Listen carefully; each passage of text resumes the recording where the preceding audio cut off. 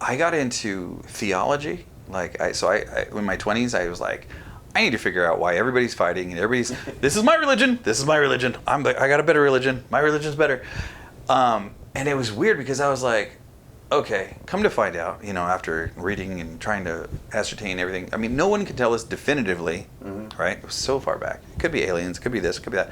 There were hieroglyphs of like rockets. Yeah. And people coming down from the space, from like the heavens and everything else.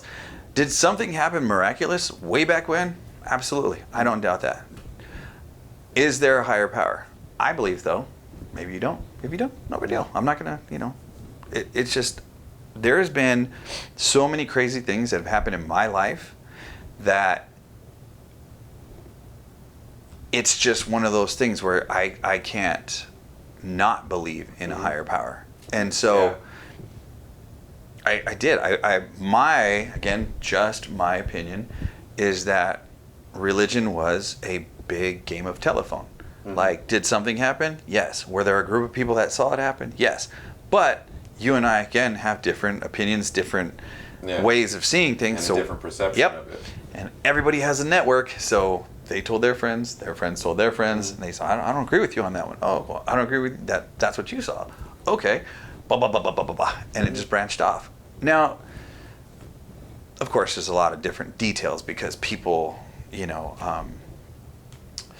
people mold it to their own way, Yeah. And I remember at my aunt's funeral. Now, I grew up Catholic. Stand up, sit down, kneel, blah, blah, blah, everything. And I remember I did my first communion. I did, went to catechism, did all that stuff like that. I remember all the responses and everything. Lord, hear our prayer. I remember all that. And this is what made me think and actually solidify my thought process on why I thought, okay, cool, this is a big game of telephone. And people can change what they want, because when my aunt passed away, I was at her funeral. It was a Catholic funeral.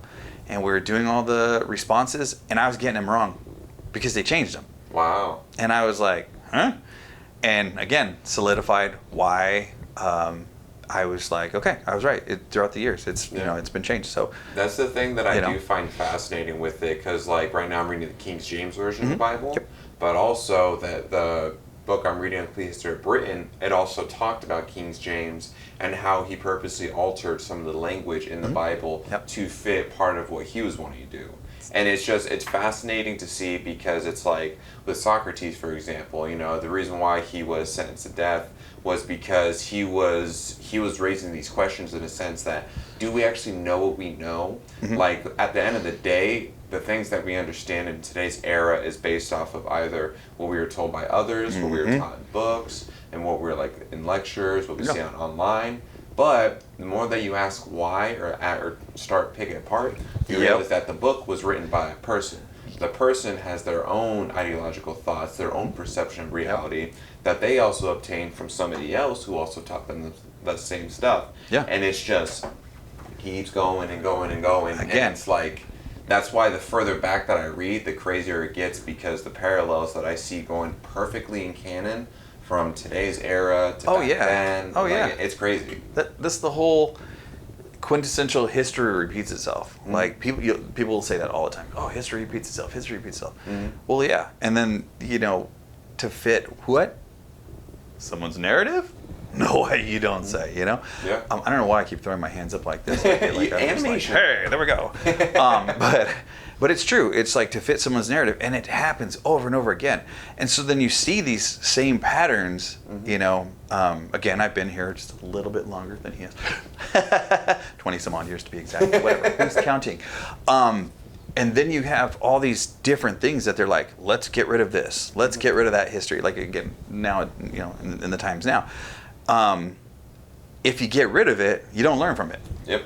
You can't change it. What's done is done. I get it. Some fucked up shit. We get that. But that's not what they're saying. What they're saying is, like, what are we going to do about it in the future? For future, like my kids, my grandkids, it's still my fight, is how I see it. So I'm going to be very conscious about what's going on and what's being taught and whatnot. Now that I have 4 grandkids, I'm like, oh no, like I'm definitely going to be involved as well. And you have Yeah, I got a kid as well. You got a child. Okay, so you have to be very, just on point with making sure like what's going on, because right now, in my opinion, and this is only my opinion, it's got some wacky shit going on, just wacky stuff. I agree. But I feel like it's because of everything is in our faces. Like it's instant, boom, instant, and it's an overflow of information. Yes. Like we live in an era where there's so much knowledge with so little wisdom. I agree. And when you have that, what do you have? A shit ton of confusion. Yep. Because there's no reference. There's no, hey, let's talk to, like people would laugh at me. I had a habit of going to like I love talking to old people. That's living history. Yeah. And I would pick their brains. And people are like, why are you talking to old people? I'm like, because old people they've been here, they lived it, Yeah. And I want to be that. I want to be like just a ton of knowledge so I can give it to my kids. I can give it to my grandkids and teach other people, and I commend you for learning and reading and doing everything, because then you're going to pour that knowledge into your kid, and he's going to hopefully help other kids and other people and not be just like, this is the way, I have to do this. Yeah, it's funny because I talk about all the time, I have a goal where I want to learn everything, literally. Yeah. But I also accept at the same time that I know absolutely nothing, literally. Oh yeah. And that's what Socrates did as well, because we could say we know what we know, but at the end of the day, do we really know what we know? As much of a tongue twister fucking around with that. Say that 10 times fast. Exactly. And what's fascinating, because you said you always like to talk to older people. Yeah. One of the things I learned, which is why it is such an important aspect to always learn from your elders, hear their stories, is that the only form of intelligence that we have that advances the older you get is crystallized intelligence. And essentially, crystallized intelligence is knowledge obtained through wisdom of age, wisdom of experience, wisdom of years.